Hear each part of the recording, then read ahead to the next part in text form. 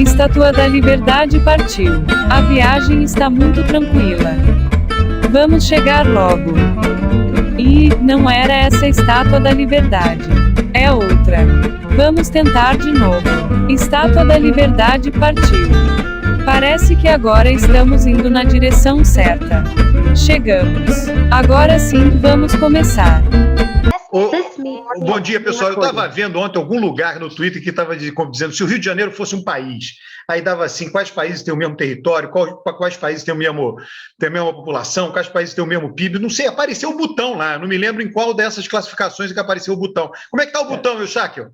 Deve ser em território, né? Território, né? Igual o Rio de Janeiro. É. Mas eu acho que o pessoal do Rio é mais feliz, rapaz, do que o pessoal no Butão, porque todo balneário decadente as pessoas são felizes. Não, Butão é o país que criou o produto Felicidade Bruta. Mas não tem nenhuma escola de samba lá, não tem nenhum time de futebol. Como é que o pessoal é feliz? O Rio de Janeiro não, tem 4 times, não sei quantas escolas de samba. Mas também não deve ter PCC, não deve ter a polícia militar. A vida dos caras deve ser bem mais feliz. Não tem PEC. Lá não faz PEC assim, de PEC instantânea. A gente estava, Rocha, a gente estava falando aqui da rapidez, né, da justiça, falando que a justiça é muito lenta no Brasil, o judiciário é muito lento. Aí, para queimar a nossa língua, o Congresso vai lá, aprova numa semana uma PEC que rompe com teto de gasto, faz uma série de medidas eleitoreiras e decreta estado de emergência no Brasil, num período eleitoral. Não, mas existe um problema sério aí, não existe, não. Você está em estado de emergência, o governo pode fazer qualquer coisa no período da eleição. Não vai fazer nada. O governo está ferrado, Eustáquio. O governo está impopular, a economia está péssima. Isso aí não faz nem cócegas. Vê o tamanho da economia. Qual é o tamanho do nosso PIB, Eustáquio? Você que tem esses números de cor. E qual é o tamanho dessa PEC? Porra, não faz nem cócegas. Não, mas veja só. Não é que a questão que a PEC vai mudar tudo. É um conjunto de coisas que já estão acontecendo. Né? É que eu sempre falo aqui, o teto de gasto não existe, a não ser para alguns setores, né, que já estão diminuindo recursos, educação, ciência e tecnologia, saúde, etc, etc. Mas a ideia da PEC, que a gente vai controlar o gasto público, ela não existe. Ela foi rompida completamente. O Brasil continua tendo déficits enormes, né? A economia brasileira vai ter um crescimento maior do que se esperava em 2022, mas a gente está jogando uma bomba para 2023. Por quê? E aí, Alberto, aí entra aquela coisa maluca que tem no Brasil. O governo está fazendo um punhado de medidas fiscais expansionistas, né? Olha só, eu notei aqui, vale caminhoneiro, vale auxílio gás, transporte gratuito para idoso, auxílio para taxista, auxílio para alimentação, auxílio para etanol, tudo. Quer dizer, a economia brasileira funciona o seguinte: você não tem mercado, que o mercado decide normalmente os preços. O governo vem e dá um subsídio para um, subsídio para outro, um programa para um, programa para outro.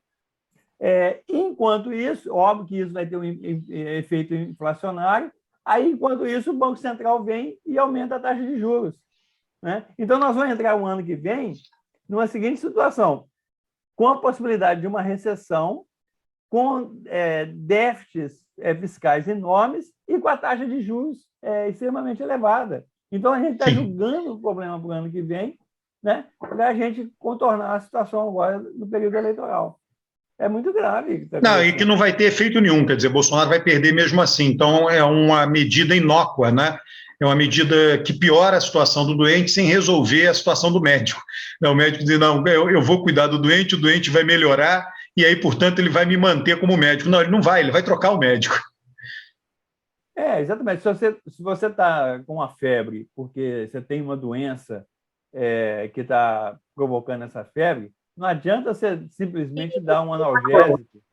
Você dá um analgésico para a pessoa, você vai momentaneamente você vai ajudar a pessoa. Mas se você não cura a doença que está provocando essa febre, ela vai continuar. É isso que está acontecendo na economia. Agora, Rocha, sabe o que eu acho dessa história toda? Uma coisa para a esquerda aprender, aumentar os benefícios dos mais pobres por meio do Bolsa Família. Está aí, um governo de extrema-direita fazendo isso direto. Por que a esquerda não fez isso lá atrás? Era para o Bolsa Família ser maior. Você entendeu? A esquerda não fez isso lá atrás porque ela é diferente da direita, Alberto. Assim, não, você podia ter aumentado. E aí, o Rocha, aí eu volto ao tema dos subsídios, tá? O subsídio do Super Simples, você ter o Super Simples é algo vergonhoso no Brasil. O Super Simples não beneficia ninguém, está cheio de estudo mostrando que não gera um emprego a mais. Porque todo o argumento Super Simples, Luiz Carlos Rauli, eu conheço o ex-deputado Rauli, eu converso com ele, só que eu não posso tocar no assunto Super Simples. Quando eu toco, eu sou totalmente crítico e ele é um dos maiores defensores daquelas isenções malucas do Super Simples. Aquilo é uma vergonha, porque aquilo é pejotização, aquilo só aumenta a renda, né? A pessoa que é contratado PJ, ela é menos tributada que qualquer outra pessoa no Brasil. Isso é uma vergonha, e não aumenta emprego. Vamos lá, eu sou um empresário, aí o governo diz assim, eu vou fazer isenção para você dar mais empregos. Tá bom, faz a isenção, o que eu vou fazer? Eu vou botar o dinheiro que eu deixei de pagar de imposto no meu bolso. Se for necessário gerar o emprego, eu irei gerar com mais imposto ou com menos imposto. Não é a redução do imposto que vai fazer eu pegar esse dinheiro que era do imposto e fazer eu gerar emprego. O que vai me fazer gerar emprego é a necessidade de eu contratar alguém para o meu negócio, ponto final.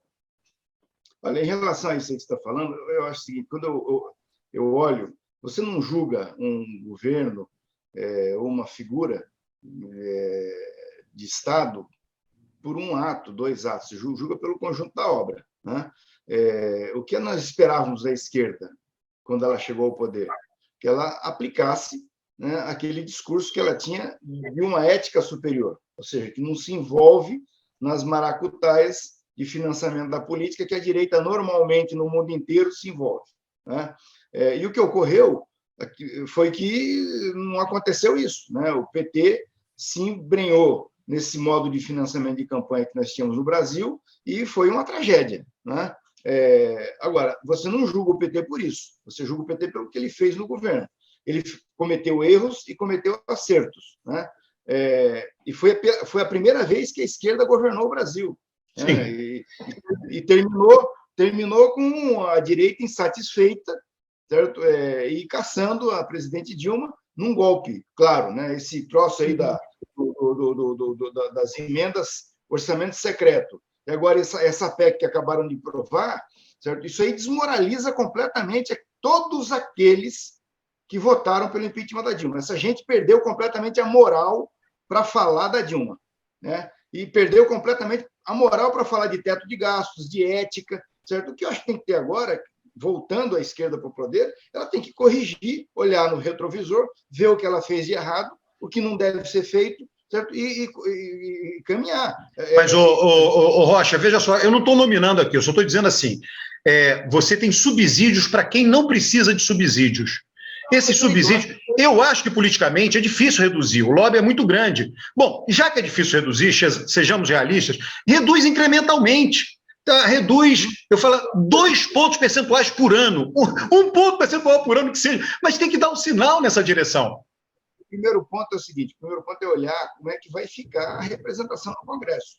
Né? Eu acho que o PT deve crescer muito a bancada dele, a esquerda deve crescer muito a bancada e ver como é que vai ficar esse pêndulo. Porque nós temos problemas aí preliminares em relação a essa questão que você está falando, né? Que é o problema da representação no Congresso. Assim, esse teto de orçamento secreto, como é que vamos acabar com isso? Né? Como é que nós vamos tirar esse Lira da presidente da Câmara? Porque é uma tragédia completa.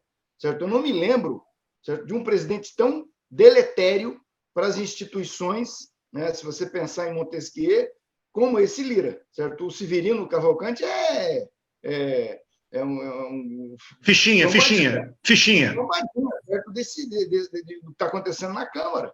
Né? E é um absurdo. A classe empresarial está quieta, não fala nada.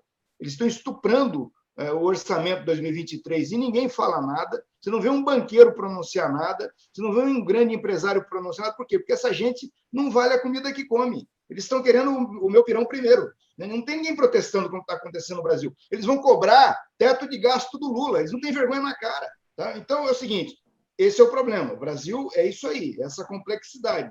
Né? E o presidente Lula se elegendo, ele vai ter que navegar nessa complexidade, ver o que é possível fazer. Né? E, de fato, você vai ter que estabelecer prioridade. Eu não sei se essa aí, que é uma coisa importante, vai ser uma prioridade nesse governo que vem, porque ele vai ter que reconstruir as instituições. Né?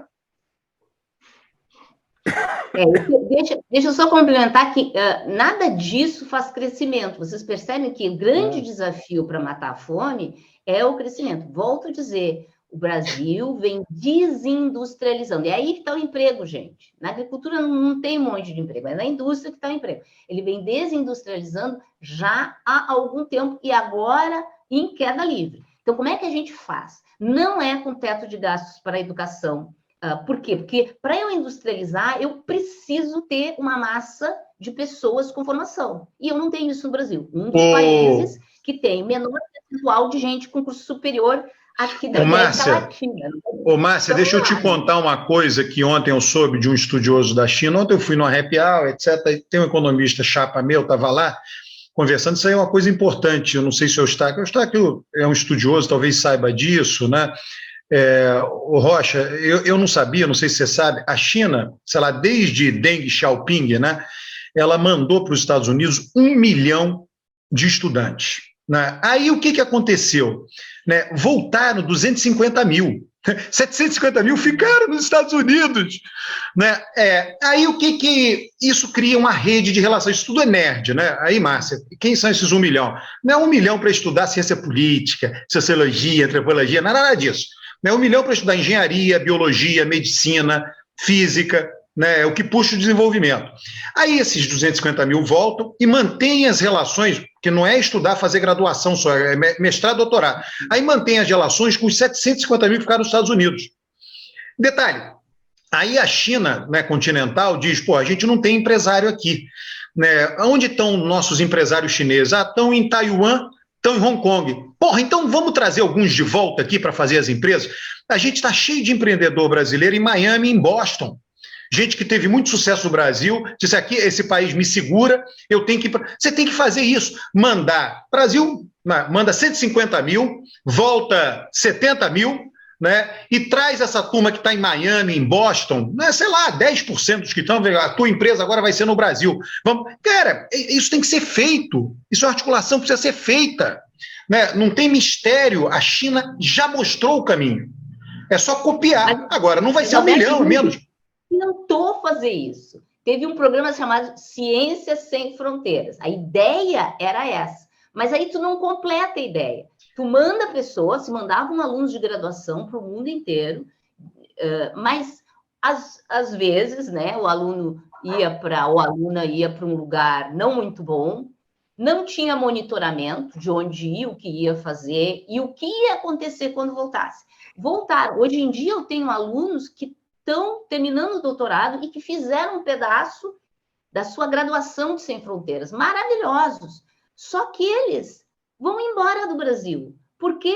Porque o Brasil não cuidou de aproveitar depois. Tá? Pessoas que não vão felizes. Mas a formatação, eu vou te contar um caso que eu conheço. Um caso que é revelador, tá?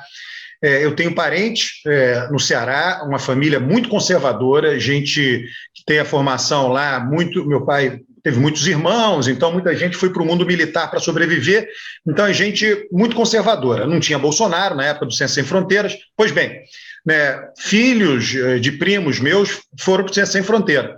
Esses primos hoje são eleitores empedernidos de Bolsonaro. E o que esses jovens foram fazer lá? Foram fazer turismo, passar um ano em Londres, não sei o quê, e fizeram algumas relações, agora estão morando lá, cuidando da sua vida, trabalhando lá. Porque fizeram, sabe, um programa absolutamente errado do ponto de vista da formatação, absolutamente errado. Dinheiro público jogado no lixo. Né? Você tem que fazer programas completos. Não foi monitorado, mas quem foi e voltou, assim, como esses meus alunos, tá? Muitos foram em diversos níveis, graduação, mestrado e doutorado, sabendo que ia ter um cão de guarda, que sou eu, né, dizendo que tem que voltar devolvendo para esse povo. Mesmo essas pessoas, elas não têm onde ficar agora, porque como a gente cortou, tem o teto dos gastos, não tem, nós não estamos com uma continuidade interessante. Então, assim, a gente precisa de um programa de 20 anos. Os chineses têm programas para muitos anos, e é isso que a gente tinha, de ter políticas de Estado. Na fala... Eustáquio, você está muito quieto, Eustáquio. Peraí. Nós somos muito criticados, Rocha. Todo programa aparece um monte de gente chata para criticar. Se Eustáquio não falar, seremos criticados. Aqui tem cota para aposentado. Gente chata não, os nossos companheiros telespectadores. Não, sim, gente tem. Muitos são ótimos, mas tem gente chata para cacete. Oi, eu acho que Estamos ouvindo você, Eustáquio. Eu só lamento você não levar todo o seu raciocínio, porque sempre ele é muito brilhante, muito bem costurado. Agora travou, né? Travou. Mas eu ia dizer o seguinte, a Márcia falou uma frase aí que me veio na cabeça imediatamente, o seguinte, para fazer política industrial, certo? Você tem que ter gente qualificada, certo? Todo mundo concorda com isso? Então, você me explica por que nós tivemos três séculos de escravidão, quase que um inteiro sob o comando de uma monarquia que se dizia europeia, intelectualizada, quando na Europa já nem tinha mais escravidão. E uma boa parte dele, um tal de Dom Pedro II, que todo mundo fala que era um intelectual, um homem sábio, certo? Era um grandíssimo filho da puta, preguiçoso, certo? Que a Inglaterra estava lá fazendo exatamente esse processo de industrialização e mostrando que você não industrializa um país com escravidão, e aqui o pessoal mantém. Então é o seguinte, tem um problema no DNA do Brasil, né? Certo? E todo mundo acha que quem vai estudar no exterior, financiado pelo Estado, é vagabundo que vai fazer turismo. Você tem muito disso, mas não é isso, entendeu? Então, tá aí o governo Bolsonaro fala exatamente isso dessas pessoas. Mas cadê o desenvolvimento? Fez o programa e cadê? Cadê o resultado disso? Mas tem que ser um programa completo. Ó. Vamos pegar o caso chinês. Eles tinham um plano. Mas, Márcia, quantos anos a FINEP coloca quanto de dinheiro? Pega aí, a FINEP, nada contra, tá? Pega pega a fundação da FINEP, o quanto ela coloca de dinheiro desde a fundação. Cadê o resultado? Mas não é só isso, tem que ser um plano. Um plano parte por formar pessoas, por viabilizar o começo do negócio e viabilizar o crescimento do negócio.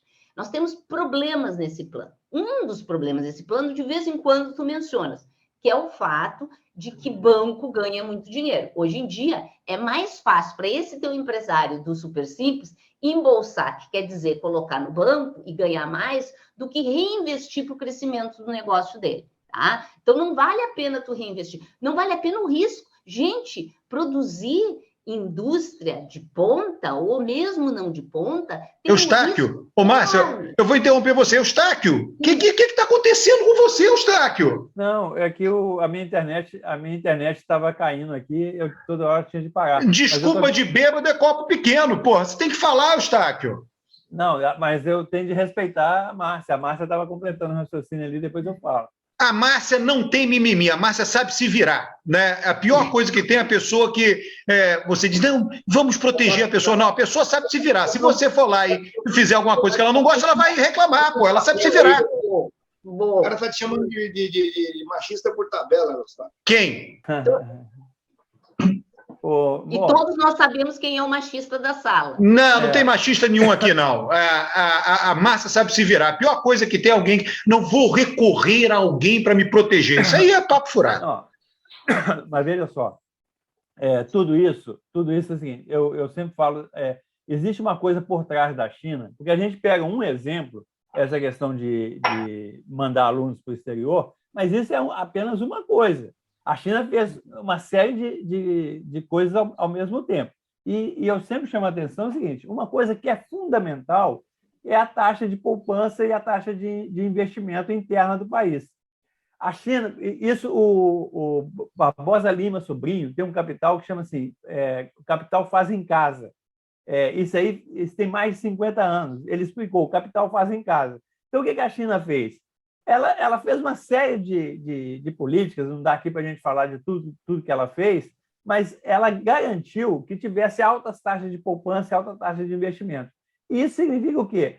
Que se você investe 40% do PIB em novas instalações, isso chama, em economia chama formação fixa de capital, formação bruta de capital fixo, se você investe 40%, você vai renovando. Então, você vai renovando as estradas, você vai renovando as linhas férreas, aí você vai colocando linhas de alta velocidade, aí você vai colocando internet, aí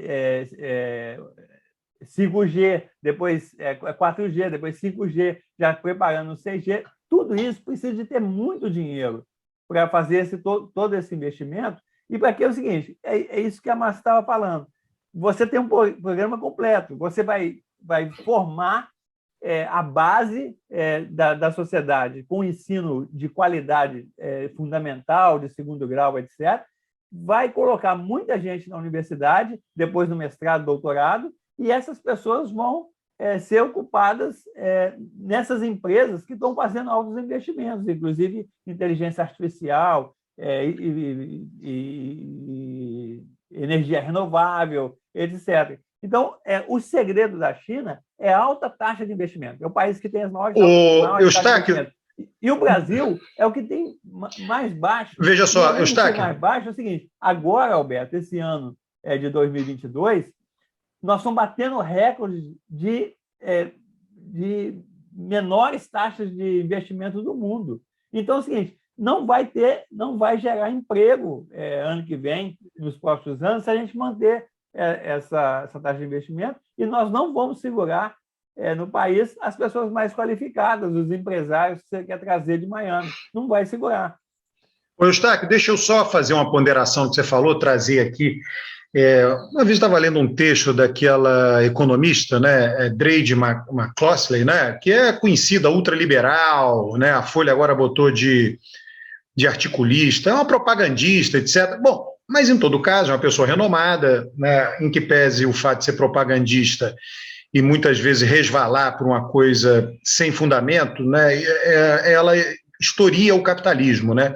E ela, num texto dela, não me lembro qual que eu li, ela diz o seguinte, olha, ela achava que o nome não deveria ser capitalismo, deveria ser algo como se fosse, assim, em inglês, seria inovatismo, inovacionismo, né? Que todo o sistema capitalista é baseado na inovação, né? Ele só melhora e só tem legitimidade porque ele inova. E aí ela fala da poupança. Por que eu me lembrei disso?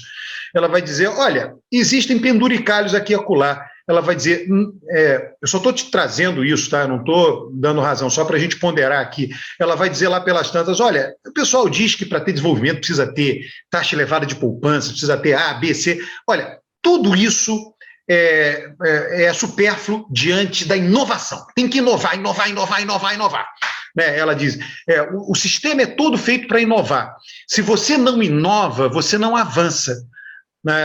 Eu sou simpático a esse argumento, tá, Eustáquio? Só para trazer essa ponderação. Não estou dizendo que não seja necessária a poupança, é claro que é. Mas ela é só um meio, né? É um instrumento. Você vai acabar arrumando ela. Agora, se você não inovar, se você não fizer coisas novas, avançar, né, criar coisas que ninguém tem, já era, né? Mas a questão é essa, Roberto. A inovação, para ela se transformar em um produto, ela precisa ter investimento para fazer isso, né? Então, por exemplo, inteligência artificial, né, que é a coisa da moda. Quem é que vai investir muito em inteligência artificial? São essas empresas, tipo Google, Alibaba e outras empresas, que elas estão investindo bilhões de dólares em inteligência artificial, porque isso vai aumentar muito a eficiência, por exemplo, dessas redes, por exemplo, do Amazon, para vender produtos, inclusive para distribuir os produtos, inclusive para usar drones para poder fazer entregas. Isso é uma inovação incrível. Agora, quem é que faz isso? É quem tem taxas de investimento que pode fazer uma renovação muito grande da produção, entendeu? Então, assim, é claro que o capitalismo ele tem esse componente, né, tecnológico, científico. Isso está na base não só da Revolução Industrial, mas do Iluminismo, né? E ele colocou isso em prática. Agora, tudo isso ele só se realiza se tiver altas taxas de investimento. Você, por exemplo, por que a China... Outro dia, eu acho que o Rocha mandou isso na nossa lista, a comparação, né, dos trens de alta velocidade na China há 20 anos atrás e atualmente. Como que a China consegue fazer uma rede de 300 mil quilômetros de trens de alta velocidade em 20 anos? Como que Xangai, também, uma vez eu já mostrei aqui um mapa de Xangai, comparado com o Rio de Janeiro. O Rio de Janeiro tinha um metrô muito maior do que Xangai. Na verdade, Xangai não tinha metrô há 25 anos atrás. Aí, em 25 anos, Xangai faz a linha de metrô a maior rede de metrôs do mundo, maior que Nova York, maior que Londres, etc. Então, assim, como que faz isso? Com investimento, com altas taxas de investimento. Eustáquio, só para ir nessa coisa da inovação, o Robert Gordon tem uma palestra ótima no TED, tá? Um economista. Ele tem um livro, né, um clássico lá sobre inovação. E ele teve matéria sobre esse livro dele na The Economist, quando ele lançou, já faz alguns anos isso. Ele mostra que o tempo que separa o primeiro carro, ou até antes do carro, sei lá, alguma coisa, a charrete puxada, é isso mesmo. Na palestra ele mostra uma imagem, a charrete puxada a cavalo de um avião a jato foi 60 anos. Cara, quando eu vi aquilo eu não acreditei, 60 anos. Ele disse assim, foi uma inovação estúpida. Nesse livro do Simil, que eu divulguei aqui, né, ele diz que a década crucial da inovação foi a década de 1880. Na década de 1880 foram criadas coisas impressionantes que mudaram. Então, o argumento do Gordon é o seguinte, que a gente nunca mais vai ter inovações tão revolucionárias como as que a gente teve no século XX. Né? E, portanto, o crescimento tenderá a ser estruturalmente menor. Né? E tem aí depois, ele tem uma palestra, só ele falando isso no TED, aí depois ele é confrontado com um cara, ele mais um cara que argumenta que toda essa inovação de internet, etc., ela é tão relevante quanto foi a do avião a jato, enfim, só para te colocar isso, pode ser que, de fato, a gente tenha que conviver daqui para frente, para todos sempre, não sei, né, com taxas de crescimento menores, né, não só porque a base é maior, mas porque a inovação pode ser que tenda a ser menor, né, inovações revolucionárias na vida das pessoas. Olha, nós vamos terminar o programa sem falar de novo ou vamos falar correndo no final sobre a pesquisa, né? Fala agora, mudou de assunto, vamos lá, aqui o sistema é esse, é informalidade total. Fala aí, ô... Triângulo das Bermudas, né, nós estamos dando pesquisa que vão confirmando a tragédia. Deu uma cortada nele? Eu até pensei que fosse a minha aqui. Você viu? Falou de pesquisa, cortou. Tem aí um hacker pró-Bolsonaro, que a pesquisa ela indica algo ruim para Bolsonaro, né? Eu não sei se o Rocha lá percebeu que ele saiu do ar.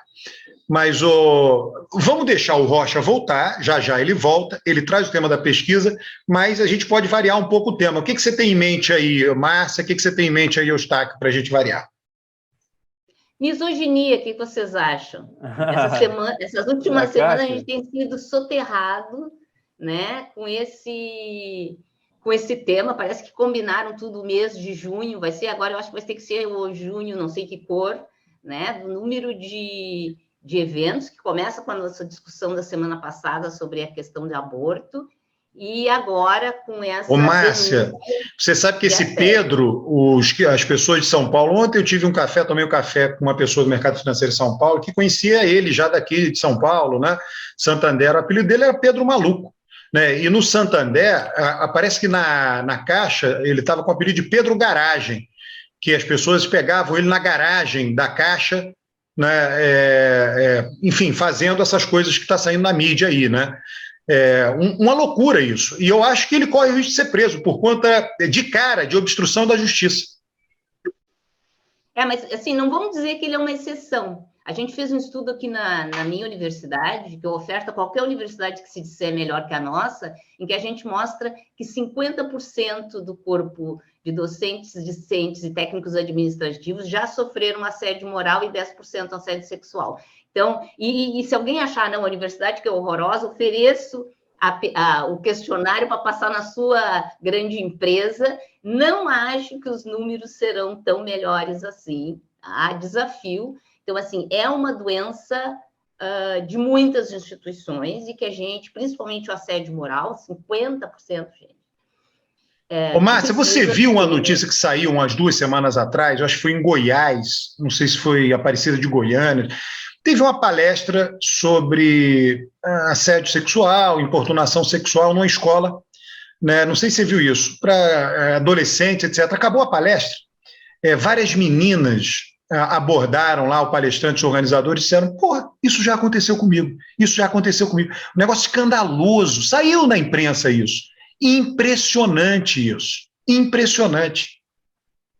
Que vai em linha com o que você está falando. Não, é totalmente comum. Vou dizer, eu falo muito sobre mulheres na ciência e não é raro, ao final da palestra, virem pessoas para dizer o que eu faço. E eu sempre digo, não vão na ouvidoria de suas instituições, vão para a primeira delegacia de polícia que vocês acharam, porque aí vocês vão achar um pouquinho mais de acolhimento do que nos nossos sistemas de ouvidoria, como esse da Caixa, que há muito tempo já deveria ter, vamos dizer assim, ativado, né? Ou as pessoas se sentem seguras. A gente precisa falar sobre isso, e não é só nas instituições públicas. Também precisamos falar isso nas instituições privadas, ter isso regulado, ter curso, prevenir com curso de como é que as pessoas têm que se comportar, tipo o jardim da infância mesmo. A gente não puxa o cabelo do amiguinho e da amiguinha, tá? Não ter, assim, curso de comportamento. O Márcio, mais grave é o seguinte, um dado que, porque eu mexo com fecundidade, com essas coisas de demografia, que sempre me chamou muita atenção, é o número de crianças, né, com menos de 14 anos grávidas, né? E o número também, principalmente na década de 90, o número de adolescentes grávidas foi muito grande. E inicia um debate, umas pessoas dizendo o seguinte, não, isso aí é projeto de vida, as meninas querem ter filho, etc. Tal. E agora eu estou muito impressionado que, com essa leva de denúncias, o pessoal começou a enxergar que existem, pelo menos hoje, já caiu, foi maior do que isso, 30 mil meninas com menos de 14 anos que ficam grávidas. E a legislação define isso como estupro de vulnerável, né? Independente de quem fez o estupro. Então, assim, é uma coisa muito séria. Você pensa bem, 30 mil, 40 mil meninas com menos de 14 anos, todo ano, né, estão sendo vítimas dessa violência e que vai acabar, e o quê? Quando termina numa gravidez, essa menina ela tem que cuidar do filho, ela abandona a escola, aí ela não tem como se progredir na vida. Então, assim, é uma situação muito séria. Ô, Rocha, você estava aí com problemas, aí eu falei, vamos pegar um outro assunto, deixa a pesquisa ser puxada pelo Rocha. Então, a gente não falou de pesquisa, toca aí, Rocha. É o seguinte, a pesquisa no Triângulo das Bermudas, né? São Paulo, Rio e Minas, né? Agora no final de semana, elas estão confirmando o que já se sabia, que é a vitória do Lula. O Haddad em São Paulo, com a saída do Márcio França, abre bem a dianteira, vai ter que ter um ajuste, talvez o Márcio França ir para o Senado. Estão falando da mulher do Alckmin como vice do Haddad, que eu acho isso uma ideia muito interessante, porque coloca o Alckmin definitivamente na campanha do Haddad em São Paulo, e o Alckmin é um vitorioso em matéria de eleições em São Paulo, né? Eu acho que o resultado dessas pesquisas aí no Triângulo das Bermudas é terrível para o Bolsonaro. O Rocha, deixa eu dizer o seguinte, São Paulo, né, particularmente no que diz respeito ao Haddad, o que eu vou falar são coisas que convivem, né, não se excluem. A situação nunca foi tão boa para o PT na disputa estadual, número 1. Número 2, São Paulo é um estado muito conservador, né? Você pode colocar São Paulo meio equivalente ao Paraná. O Paraná era parte de São Paulo, né? Então, assim, eu tenho... existe algo meio que estrutural em São Paulo. É como se você olhando para fora, mal comparando, é o seguinte: o Texas nunca foi governado por um democrata, né? Não significa que nunca será, mas é necessário mudança. No caso do Texas, isso está acontecendo, mudanças demográficas profundas. Elas estão acontecendo, mas são lentas. E aí você tem aquele cara que quase foi eleito senador, o Beto O'Rourke, né, que ele é um beneficiário, um democrata, é um beneficiário das mudanças demográficas do Texas, muita migração de latino, eles votam um pouco mais nos democratas. Então, São Paulo, ela tem essa barreira muito grande para a esquerda, qualquer que seja o candidato. O Haddad, inclusive, é um ótimo candidato para o perfil de eleitor de São Paulo, porque ele tem essa cara de tucano, com toda essa aliança mais moderada, mas ainda assim existe algo que não depende do Haddad e que não depende do PT, que é essa característica estrutural do eleitorado de São Paulo, que enfim, é isso, né? Olhando de fora, quem está aqui em São Paulo, como eu, você olha e diz: o Paraná é conservador, quem está no Paraná tem que pensar, São Paulo é igual ao Paraná. Você acha que uma composição pela vice ajuda Ajuda, tudo ajuda, tudo ajuda. Veja só, eu acho que ajuda, seria ótimo ter uma chapa escrita assim, Haddad e Alckmin. Estão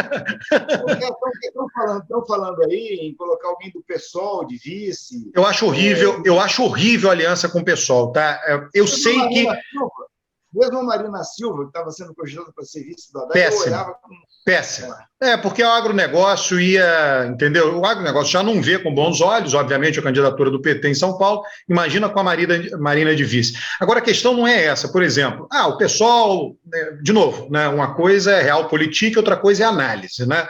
A realpolitik diz, não tem como o pessoal não estar na aliança. Eu sei. Agora, é péssimo do ponto de vista eleitoral, porque o adversário vai dizer: olha aí, o PT está aliado com o invasor de propriedade.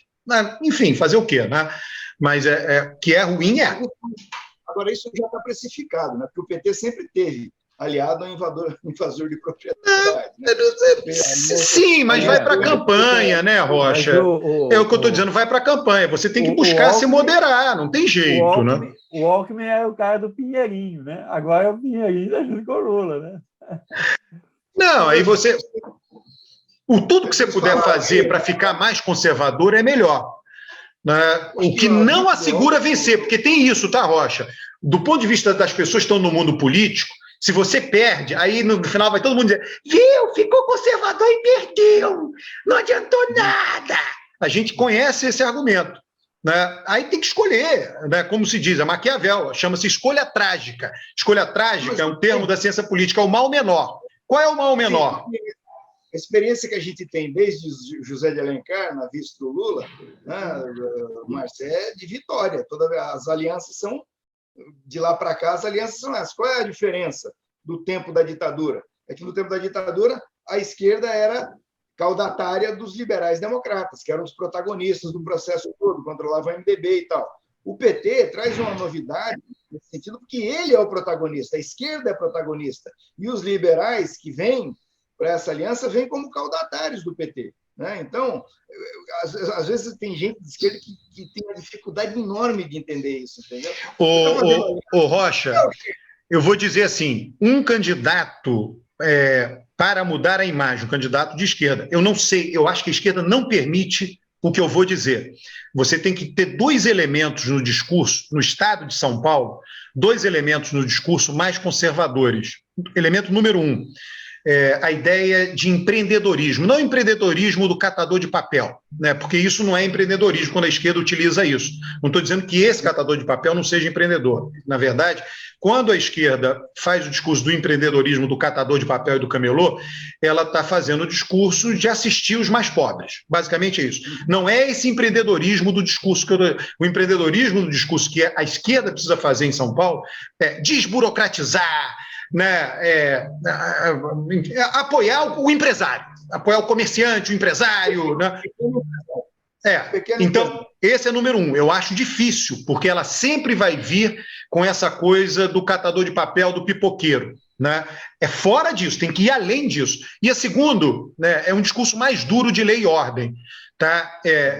São Paulo valoriza o de... peraí, esse de empreendedorismo tem que ir com, digamos assim, o carimbo do trabalho, do trabalhador. Né? Você sabe que tem isso no sul do país, você sabe que tem isso no Paraná, tem isso em São Paulo. As pessoas se veem como trabalhadoras e que o trabalho melhora a vida. Né? Então, o empreendedor, trabalho, desburocratizar, facilitar a vida do empresário. Né, facilitar a vida do empresário. Então, esse é um discurso conservador que a esquerda precisaria adotar em São Paulo. E o outro é de lei e ordem. Né? A gente sabe do problema social que leva à violência, mas tem uma parte da violência que é bandido mesmo, que os bandidos tornaram, né, a falcatrua, né, a violência, um negócio. Crime organizado. É um negócio. E você tem que ser duro com esse pessoal. Não adianta. Tem que ter lei, prender, investigar, tem prisão perpétua. Entendeu? A esquerda precisa entrar nisso. Agora, vem cá. Segundo o Alberto, o PT tem que virar PSDB. É isso que eu entendi? Veja só, eu não estou garantindo que vai ganhar o Estado de São Paulo. Não se garante que vai ganhar, mas você tem que se adaptar ao contexto. Um democrata no Texas... Um democrata no Texas faz um discurso diferente de um democrata em Boston. Tá? Você tem que se adaptar à região que você está. Qual é a salvação para o Rio Grande do Sul, então? Márcia, é o seguinte, veja no... Aí o Eustáquio e o Alberto, que estão mais próximos do Rio de Janeiro, podem falar, e de Minas também. É o seguinte, no Rio de Janeiro, o Freixo está atraindo o César Maia para a aliança dele, né? Que é um gesto que é exatamente o que parece que o PT em São Paulo tem que fazer sem se tornar tucano. E em Minas, o Lula foi lá e fez a lição de casa. Né? Colocou o Calil, colocou o cara do PT de candidato a senador e vamos embora. Né? Vem cá, vamos falar a verdade, Rocha. A elite brasileira, esquerda, direita, no que diz respeito à segurança pública, é uma elite de merda. Né? Os salários dos policiais, vários estados, 2 com destaque, Rio de Janeiro e Minas, só vem aumentando. E cadê a segurança pública? A elite brasileira nunca se debruçou sobre o tema da segurança pública, com seriedade. A elite brasileira pensa o seguinte: o problema social é um problema de polícia. Então, o que ela faz? Ela bota a polícia militar para resolver o problema social e tá mais ou menos, Rocha. Veja só, quando você diz isso, você está dizendo que é a direita. Aí a direita vai dizer que a esquerda diz, não, o problema de violência é o problema de direitos humanos. E aí ninguém resolve. Eu sei, mas eu quero chegar nesse ponto aí para dizer para você o seguinte: essa questão da segurança no Brasil não é como o problema da segurança nos outros lugares. Né? No Texas, em Boston, é diferente. Né? Nós temos uma realidade que não se vê lá. Tá? Então, eu acho que no começo da nossa fala aqui, no começo do nosso programa, a Márcia foi no ponto. A questão é do crescimento. Certo? Se você tem crescimento, fica muito mais fácil você resolver os outros problemas. Se você não tem crescimento, é um Deus nos acuda. É aquela história de que todo mundo reclama numa casa que não tem comida e todo mundo tem razão. Né? E começa essa coisa de puxar a brasa para a sua sardinha, cada um querendo resolver o seu problema na lógica do meu pirão primeiro. Então, eu acho que nós temos um ponto de partida. Né? Qual é o nosso ponto de partida? É o primeiro governo do Lula, né? O primeiro e segundo governo do Lula. Esse é o nosso ponto de partida. O que teve errado lá? O que começou errado, foi errado, o que começou certo e depois ficou errado, o que começou errado depois acertou, e como é que a gente vai corrigir isso? Né? Acho que isso para não perder tempo, né? Porque nós não temos muito tempo. Se ganhar o governo, vai ser assim. Rápido, né? Rocha, você sabe que eu acho qual foi o grande erro, entre aspas, tá? Erro, que a gente olhar para trás hoje e dizer que foi erro, chama-se anacronismo, né? É um erro que os historiadores evitam cometer. É compreensível que ele não tenha feito isso quando foi presidente, mas agora vai ter que fazer. Repito, na época, tudo bem, não precisava. Tributar progressivamente os mais ricos. Né? Isso é uma agenda tipicamente de esquerda, que em todo lugar que a esquerda chega ao poder no mundo, ela faz. É necessário fazer isto no Brasil. Tá? É necessário abrir esse debate. Se vai aprovar, o que vai aprovar? O Congresso acaba aprovando. Né? O governo propõe 10 e consegue aprovar 5, né? Mas eu acho que isso não pode ficar fora da agenda. Né? E tributar progressivamente, tributar quem tem mais, né? Tanto propriedade quanto renda, né? E isso implica também discutir os subsídios, que eu sempre falo aqui. Esses subsídios não beneficiam os pobres. Todos os grandes subsídios do orçamento da União são subsídios para quem não precisa, para os fortes, não para os fracos.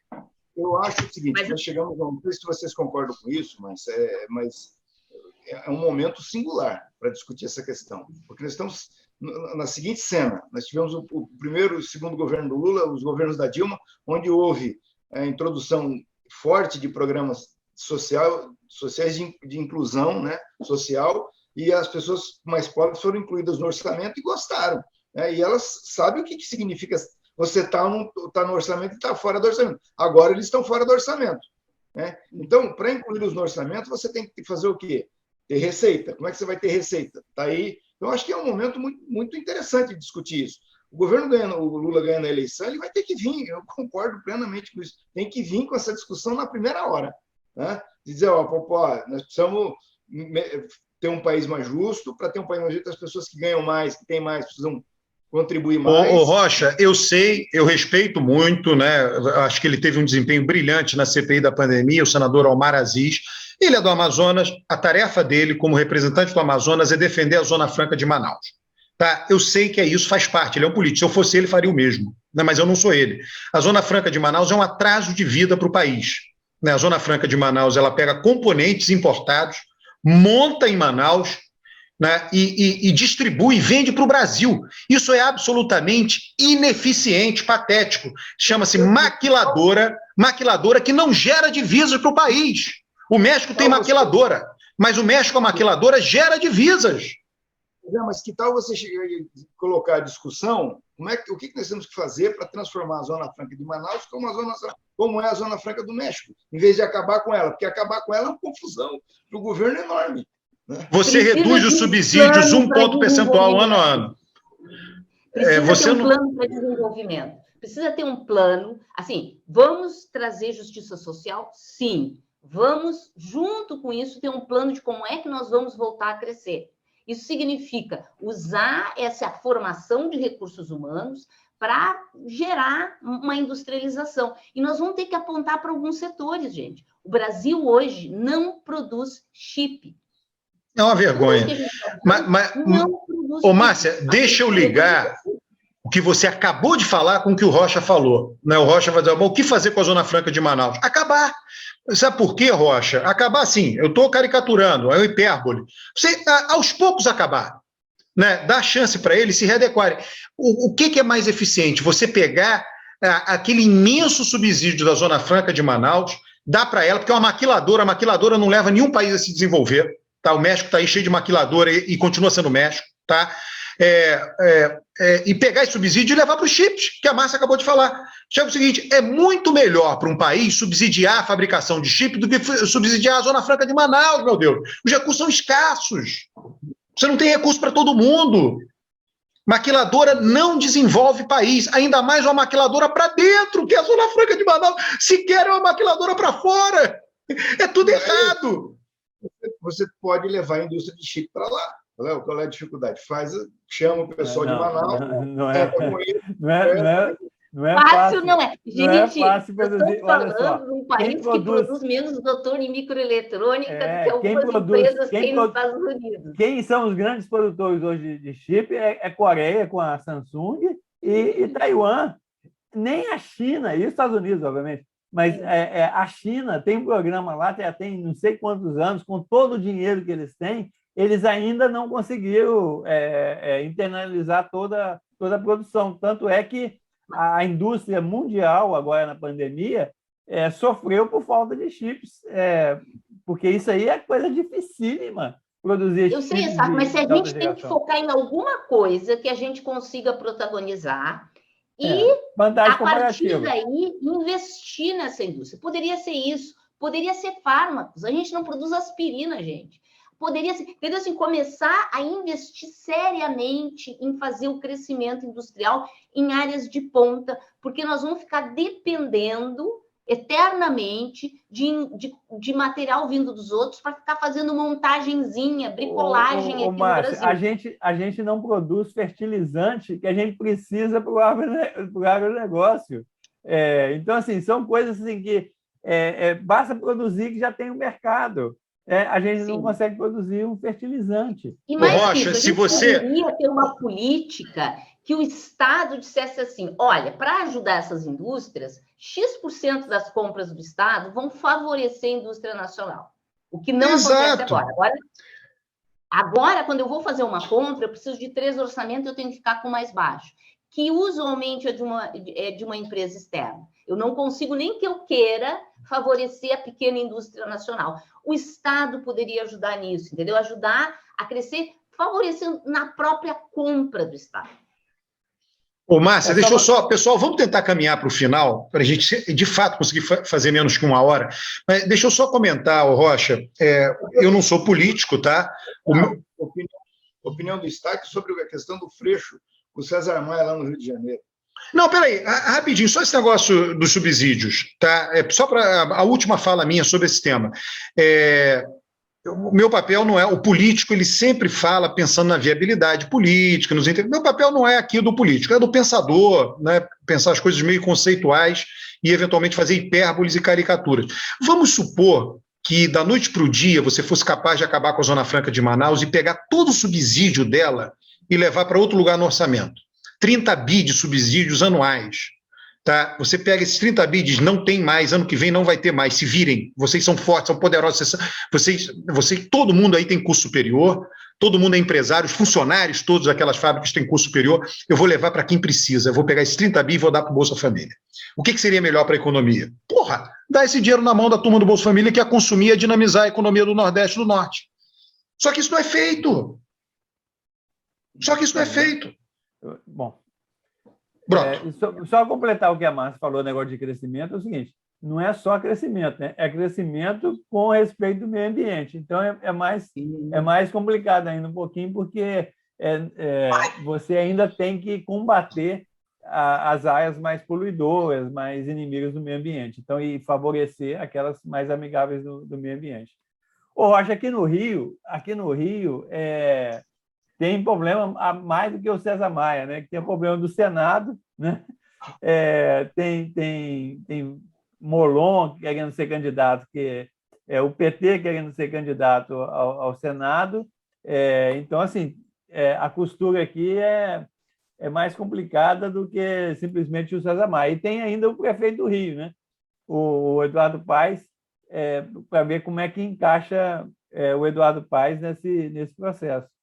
Então, parece que o Lula vem aqui semana que vem, né, para acertar essas coisas aqui. O Rio realmente eu acho que é um dos mais complicados aí. E em São Paulo ninguém falou, o Alberto falou, mas o Datena saiu, né? Que isso muda... Pela enésima vez. O Datena ele quer ser senador, desde que não tem que disputar a eleição. Ele não gosta da ideia de disputar a eleição. A impressão que eu tive é que o Márcio França está esperando o Datena desistir para tomar a decisão dele. Facilitou agora. Pessoal, vamos finalizar aí? Um abraço, até domingo.